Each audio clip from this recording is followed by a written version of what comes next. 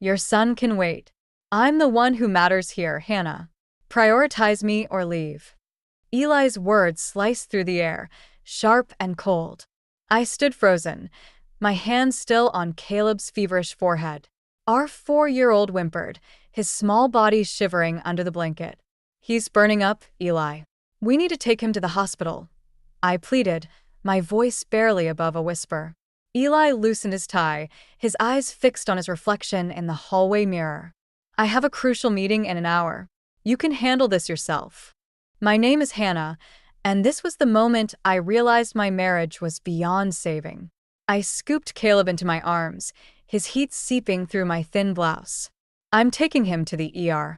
Don't wait up. Eli's hand clamped around my wrist as I reached for the car keys. You're not going anywhere. What will people think if they see you out this late, looking like that? I yanked my arm free, anger rising in my chest. Like what, Eli? Like a mother caring for her sick child. His nostrils flared. Like a woman who can't keep her house in order. It reflects poorly on me. Mommy, Caleb whimpered, burying his face in my neck. I grabbed the keys and headed for the door. Eli's voice followed me, a low, menacing growl. If you leave now, don't bother coming back. The cool night air hit my face as I stepped outside, Caleb clinging to me like a lifeline. I buckled him into his car seat, my hands shaking. As I pulled out of the driveway, I caught a glimpse of Eli in the window, his face a mask of indifference. How had we come to this?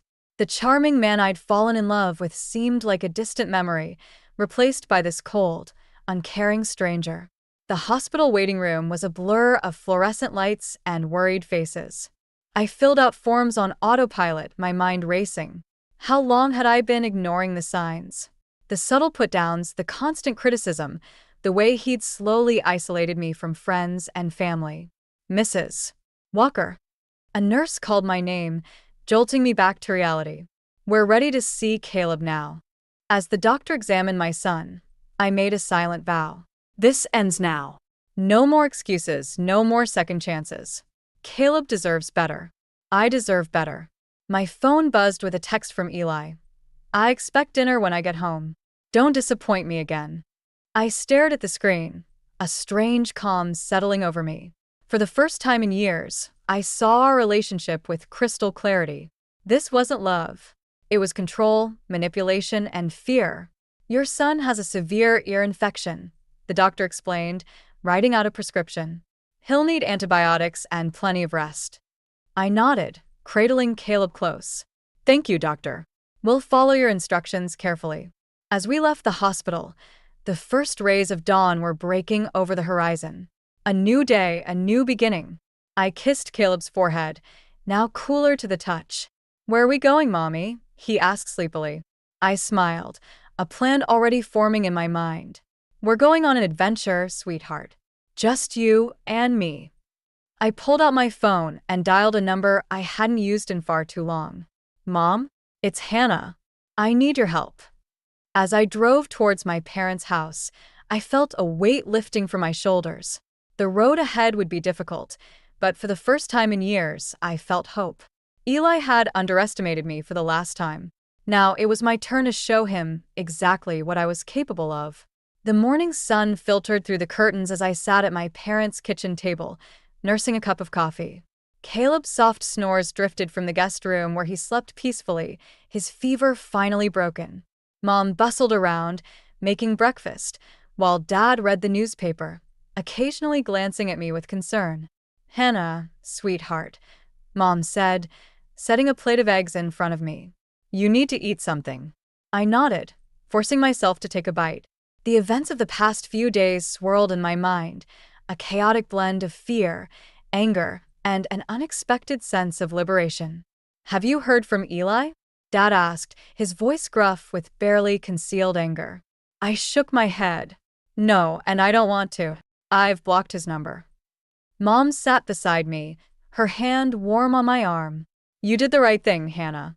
No one deserves to be treated that way. As I looked at my parents, I felt a pang of regret for the years I'd spent distancing myself from them, all to please Eli. How had I let it come to this? I remembered the day I met Eli, his charm and confidence sweeping me off my feet. He'd seemed so different then, attentive and caring. But looking back, I could see the warning signs I'd ignored, the possessiveness masked as protectiveness, the subtle put-downs disguised as jokes. I feel so stupid, I whispered, tears stinging my eyes. How did I not see it sooner? Dad set down his paper, his eyes softening. You're not stupid, Hannah. Men like Eli are experts at manipulation. What matters is that you've seen the truth now. A knock at the door made us all jump. Mom went to answer it, returning with the worried expression. It's Abigail, Eli's sister. My heart raced as Abigail entered the kitchen. Her eyes were red-rimmed, her usually impeccable appearance disheveled. Hannah, she said, her voice trembling. I'm so sorry. I had no idea things were so bad. I stiffened, unsure of her motives. What are you doing here, Abigail? She sat down heavily, wringing her hands. Eli called me last night, ranting about how you'd kidnapped Caleb. I came to talk some sense into you, but… She trailed off, looking around the kitchen. I see now that I'm the one who needed sense talked into me. As Abigail spoke, the full weight of my situation hit me. I was a stay-at-home mom with no income of my own. Eli controlled our finances, and I had no access to our joint accounts. The realization left me breathless with panic. What am I going to do? I whispered, more to myself than anyone else. Dad leaned forward, his jaw set with determination. You're going to fight, Hannah. We'll help you get a lawyer, figure out your finances. Eli won't get away with this. Abigail nodded, a spark of determination in her eyes. I'll help too. I know things about Eli's business dealings that could be useful. For the first time in days, I felt a glimmer of hope. I wasn't alone in this fight. As we talked, planning our next steps, I heard Caleb calling for me. I excused myself and went to him, gathering him in my arms. Mommy, where's Daddy? He asked, his big eyes full of confusion. I took a deep breath, choosing my words carefully. Daddy and Mommy need some time apart, sweetheart. But I promise you, everything's going to be okay. As I held my son, I made a silent vow. I would build a new life for us, one free from Eli's toxic influence. It wouldn't be easy, but with my family's support and my newfound resolve, I knew we could do it. Returning to the kitchen with Caleb, I saw my parents and Abigail deep in discussion. They looked up as we entered, their faces softening at the sight of Caleb. Ready for some breakfast, champ? Dad asked, his voice warm. As Caleb nodded eagerly, I felt a surge of determination. This was just the beginning of our journey, but for the first time in years, I was excited about what the future might hold.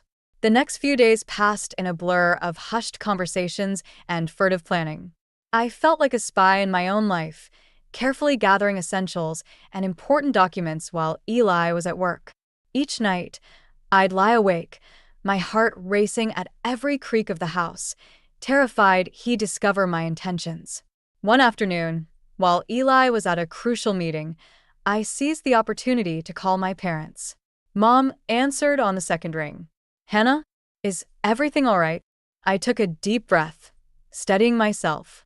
Mom, I need your help. I'm leaving Eli, and I need a place for Caleb and me to stay. There was a moment of silence, then Mom's voice came back, strong and sure. Of course, sweetheart. You come here right away. We'll figure everything out together. Relief washed over me, followed quickly by a wave of guilt. I'm so sorry I've kept you at arm's length all these years. Eli, Sure, Mom soothed. None of that matters now. We're here for you, always have been. As I hung up, I heard the front door open. Panic seized me as Eli's footsteps echoed through the house. Hannah, he called, his voice sharp. Where are you? I quickly composed myself and stepped into the hallway. In here. You're home early. Eli's eyes narrowed. The meeting was canceled. Who were you talking to? Just making a grocery list. I lied smoothly, surprised at how easily the deception came. Caleb needs more of that cereal he likes. Eli grunted, seemingly satisfied. Make sure you pick up my dry cleaning while you're out. And don't forget, we have dinner with the Johnsons tomorrow night. Wear that blue dress I bought you. I nodded meekly, all the while my mind racing with plans. Tomorrow night would be perfect. While Eli was schmoozing with his colleagues, I could make our escape.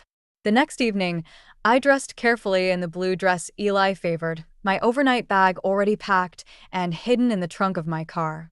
As we drove to the restaurant, Eli droned on about his latest business deal, oblivious to the turmoil inside me. At the restaurant, I excused myself to the restroom, my hands shaking as I dialed my dad's number. "We're ready," I whispered. "Can you meet us at the house in an hour?" Dad's voice was gruff with emotion. "We'll be there, Hannah. Stay strong."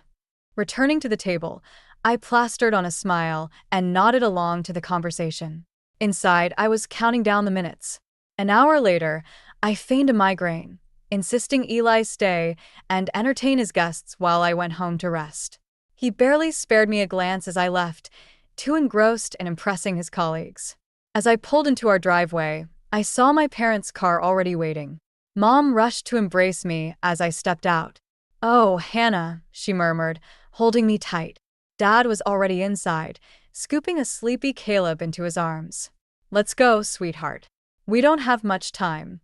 We worked quickly, loading the car with the bags I'd packed and a few of Caleb's favorite toys. As we were about to leave, I hesitated in the doorway, looking back at the house that had been my prison for so long. "Hannah," Dad said gently, "it's time to go." With a deep breath, I nodded and closed the door behind me, symbolically closing this chapter of my life. As we drove away, Caleb stirred in the back seat. "Mommy, where are we going?" I reached back to squeeze his hand. "We're going on an adventure, sweetie. Everything's going to be okay now." Looking in the rearview mirror, I saw my parents' car following close behind, a physical representation of the support I denied myself for too long. For the first time in years, I felt a glimmer of hope for the future. As we turned onto the highway, leaving our old life behind, I felt a weight lift from my shoulders. The road ahead was uncertain, but I knew with unwavering certainty that it led to a better life for Caleb and me. The first rays of sunlight crept through the curtains of my childhood bedroom, now a sanctuary for Caleb and me. It had been a week since our escape, and each morning I woke with a mixture of relief and anxiety. Today, however, a new emotion stirred within me: determination. I tiptoed past Caleb's sleeping form and made my way to the kitchen, where Mom was already brewing coffee. "Morning, sweetheart," she said, sliding a mug towards me. "Sleep well?" I nodded, wrapping my hands around the warm ceramic. "I think it's time I started looking for a job." Mom's eyebrows shot up. "Are you sure? There's no rush, Hannah. You and Caleb can stay here as long as you need." "I know, and I'm grateful," I said, "but I need to start building a life for us. I can't hide forever." As if on cue, Dad walked in, newspaper tucked under his arm. "I might have something for you," he said, pulling out a folded section. "The community center's looking for a part-time administrative assistant. It's not much, but it's a start." I scanned the ad, hope blooming in my chest. "This is perfect. Thank you, Dad." The next few days were a whirlwind of activity. I polished my resume, bought a secondhand suit from a thrift store, and practiced interview questions with Mom.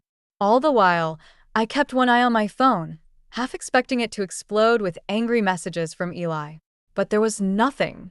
The silence was almost more unnerving than his rage would have been. The morning of my interview, I stood in front of the mirror, barely recognizing the woman staring back at me. Gone was the meek housewife Eli had molded. In her place stood someone stronger, more determined. "You've got this," I whispered to my reflection. As I walked into the community center, my confidence wavered. It had been years since I'd worked outside the home. What if I'd forgotten how to be professional? What if they saw right through me? "Hannah Walker?" A kind-faced woman approached, hand outstretched. "I'm Sandra, the center director. Thank you for coming in." The interview flew by in a blur of questions and answers. To my surprise, I found myself speaking passionately about my desire to contribute to the community and build a better future for my son. "Well, Hannah," Sandra said as we wrapped up, "I think you'd be a great fit here. When can you start?" I blinked, stunned. "Really? I mean, I can start anytime. Thank you so much. As I left the building, my phone buzzed. My heart leapt to my throat when I saw Eli's name on the screen. Where the hell are you? His voice was cold, controlled. I've been calling for days. I took a deep breath, steeling myself. I'm not coming back, Eli. Caleb and I are safe, and that's all you need to know. You can't do this, he hissed. I'll find you. I'll dash. I hung up, my hand shaking but my resolve firm. Quickly, I dialed Dad's number. It's done, I said when he answered. He knows we're gone. Dad's voice was grave. All right, I'll call the lawyer. We'll file for divorce and a restraining order first thing tomorrow. That night, as I tucked Caleb into bed, he looked up at me with wide, innocent eyes. Mommy, when are we going home? My heart clenched, but I managed to smile. We're home, sweetheart. This is our new adventure, remember? He nodded solemnly. I like it here. Grandma makes good cookies. I laughed, feeling a weight lift from my shoulders. She sure does. And you know what? Mommy got a new job today. Things are going to get even better, I promise. As I closed Caleb's door, I heard Mom and Dad talking in hushed tones downstairs. The road ahead would be challenging, but for the first time in years, I felt truly alive. Eli had underestimated me, thinking I'd crumble without him. But he'd forgotten one crucial thing. A mother's love is the most powerful force in the world. And I was just getting started. The doorbell's chime cut through the peaceful Saturday morning, startling me from my coffee-induced reverie. I exchanged a worried glance with Mom before approaching the door cautiously. My heart nearly stopped when I saw who was standing on the porch. Abigail, Eli's sister, stood there, her usually immaculate appearance slightly disheveled. Her eyes were red-rimmed, and she clutched her purse like a lifeline. Hannah, she said, her voice barely above a whisper. Can we talk? I hesitated, torn between slamming the door and hearing her out. Curiosity won. 5 minutes, I said, stepping aside to let her in. We sat in the living room, an uncomfortable silence stretching between us. Abigail fidgeted with her wedding ring, avoiding my gaze. Eli sent you, didn't he? I finally asked, breaking the tension. Abigail's head snapped up. Yes. No. It's complicated. She took a deep breath. I came to talk some sense into you, to convince you to go back. But now that I'm here, I'm not so sure anymore. I leaned forward, intrigued. What do you mean? Eli's not doing well, Hannah, Abigail confessed. He's drinking more, lashing out at work. I've never seen him like this. A part of me felt a twisted satisfaction at Eli's struggles, but I quickly pushed that feeling aside. I'm sorry to hear that, but it's not my problem anymore. Abigail nodded, her eyes filling with tears. I know. And I'm starting to understand why you left. The things he said, the way he's been acting, it's like I don't even know my own brother anymore. As Abigail spoke, I felt a shift in the air between us. The animosity I'd expected melted away, replaced by a tentative understanding. He's always been arrogant, Abigail continued, but lately, it's like he's spiraling. His boss called me yesterday, warning that if Eli doesn't shape up, he might lose his job. I absorbed this information, my mind racing. Eli losing his job could complicate things, especially when it came to child support for Caleb. Why are you telling me all this? I asked, genuinely curious. Abigail met my gaze, her expression a mix of guilt and determination. Because I was wrong about you, Hannah. I've always seen you as the problem in Eli's life, but now I realize it's the other way around. And I want to help. I sat back, stunned. Help? How? I know things about Eli's business dealings, Abigail said, lowering her voice. Things that could be useful if he tries to fight you for custody or refuses to pay support. My heart raced at the implications of her words. Are you sure about this? He's your brother.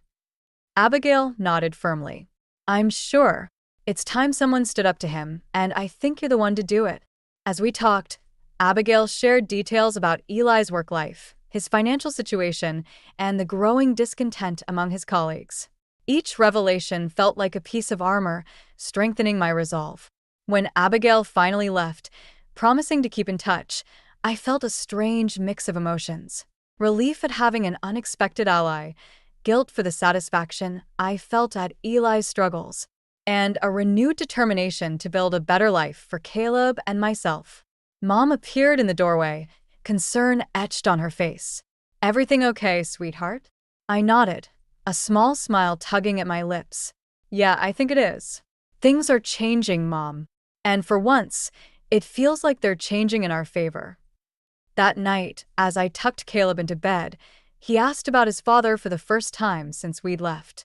"When will Daddy come see me?" My heart clenched, but I kept my voice steady.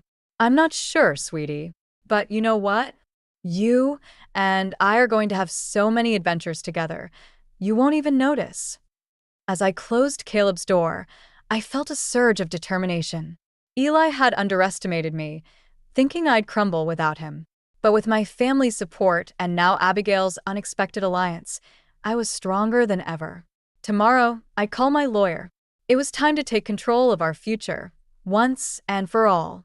Eli's reign of emotional tyranny was over, and a new chapter was beginning. One where I held the pen. The sharp knock on the door sent a jolt through me. I knew who it was before I even reached for the handle. Taking a deep breath, I steeled myself and opened the door. Eli stood there, his once immaculate appearance now disheveled. His eyes, bloodshot and wild, bore into mine with a mixture of anger and desperation. "Where's my son?" he demanded, pushing past me into the house. I closed the door, my heart racing but my voice steady. "Caleb's at school, Eli. What are you doing here?" He whirled around, his face contorted with rage. "What am I doing here? You took my son and disappeared. I'm here to take you both home." "This is our home now," I said, surprised by the calmness in my voice. "Caleb and I aren't going anywhere with you." Eli's laugh was bitter, bordering on hysterical. "You can't do this, Hannah. You're nothing without me. How do you expect to survive?" I felt a surge of anger, but also pity. This man, once so powerful in my eyes, now seemed small and pathetic. "I'm doing just fine, Eli. I have a job, a support system, and most importantly, I have my self-respect back." His eyes narrowed. "A job? Don't make me laugh. What could you possibly do?" I straightened my shoulders, meeting his gaze. "I'm an administrative assistant at the community center. It's not glamorous, but it's honest work, and I'm good at it." Eli scoffed, but I saw a flicker of uncertainty in his eyes. "You'll come crawling back when the money runs out. You always do." "Not this time," I said, my voice gaining strength. "I've learned a lot about you, Eli. About your work, your finances. Abigail's been quite informative." The color drained from his face. "Abigail?" What are you talking about? I took a step closer, emboldened by his reaction. "I know about the creative accounting, Eli. The offshore accounts. How long before your bosses figure it out?" Eli's composure cracked. He lunged forward, grabbing my arm. "You don't know what you're talking about. Let go of me," I said, my voice low and dangerous.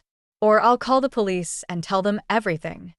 He released me as if burned, stumbling backward. "You wouldn't dare." "Try me," I challenged. "I'm not the same woman you married, Eli. I won't be bullied or manipulated anymore." For a moment, we stood in silence, the air thick with tension. Then, something in Eli seemed to deflate. He sank onto the couch, head in his hands. "What happened to us, Hannah?" he asked, his voice barely above a whisper. I felt a twinge of sympathy, but I pushed it aside. "You happened, Eli. Your arrogance, your selfishness. You forgot that a marriage, a family, is about more than just you." He looked up, his eyes red-rimmed. "I can change. We can start over." I shook my head. "It's too late for that. I've moved on, and so has Caleb. We're happy here." "You can't keep my son from me," Eli said, a hint of his old anger returning. "I'm not," I replied. "You can see Caleb, but it'll be on our terms.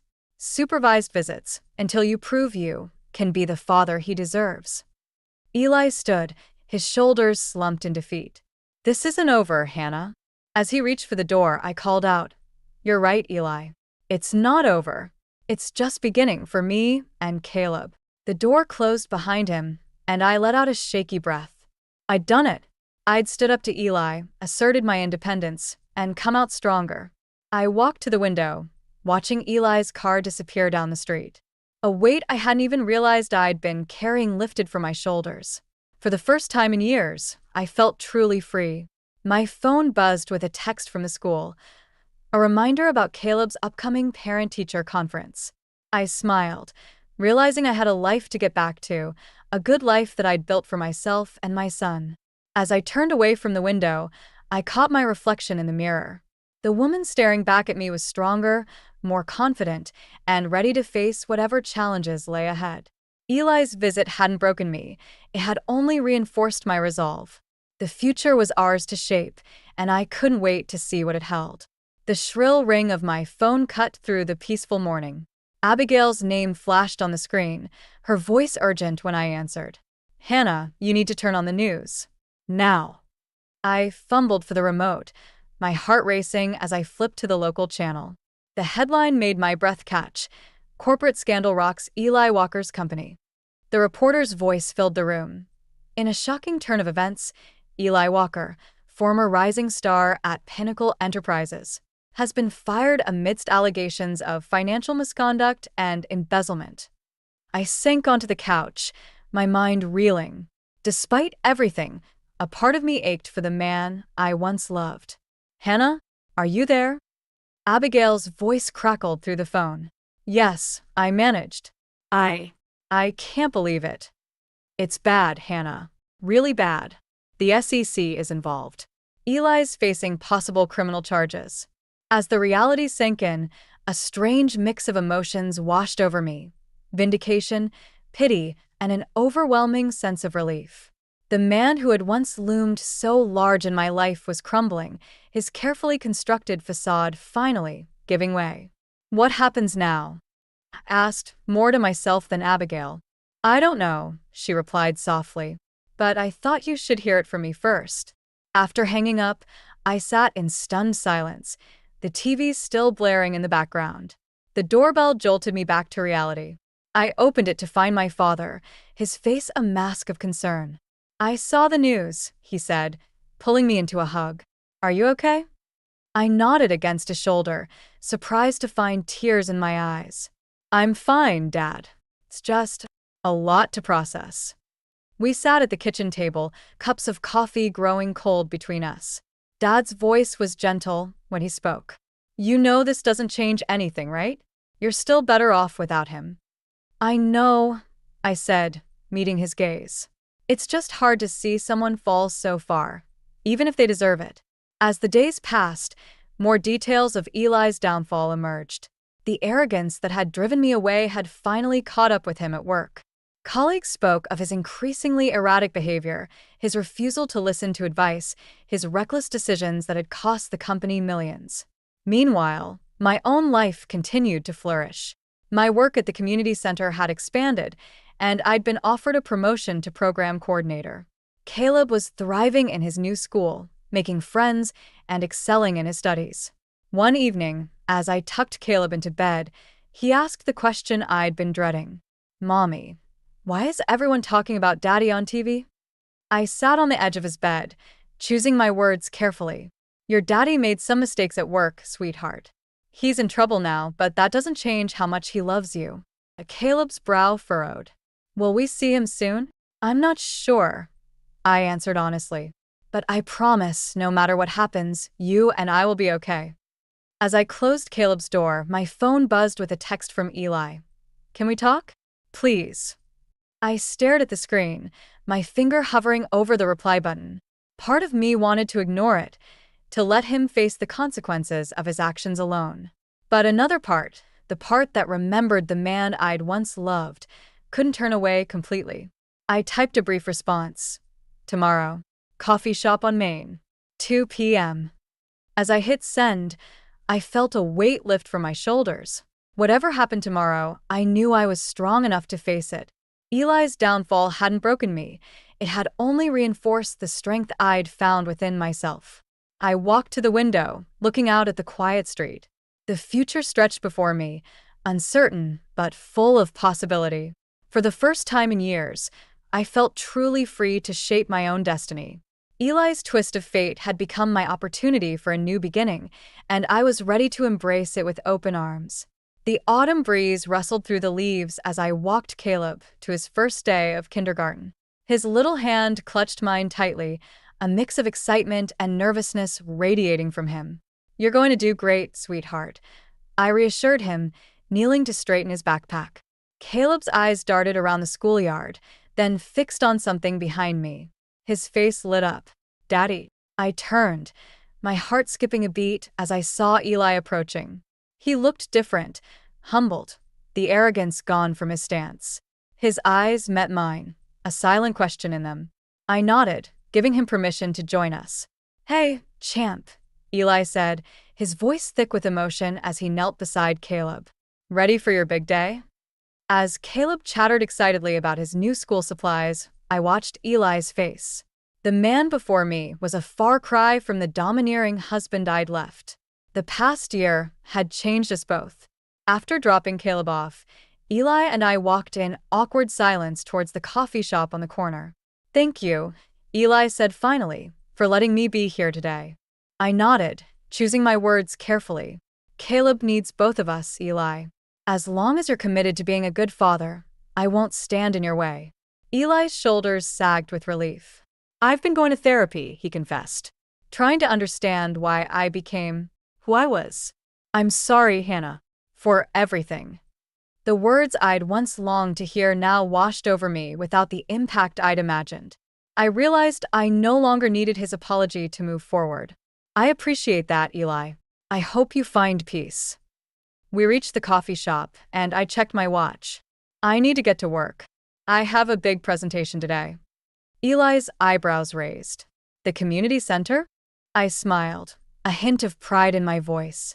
"Actually, I've been promoted to program director for the entire county. We're launching a new initiative for underprivileged youth." Surprise and admiration flickered across Eli's face. "That's incredible, Hannah. You've really found your calling." As we parted ways, I felt a sense of closure settling over me.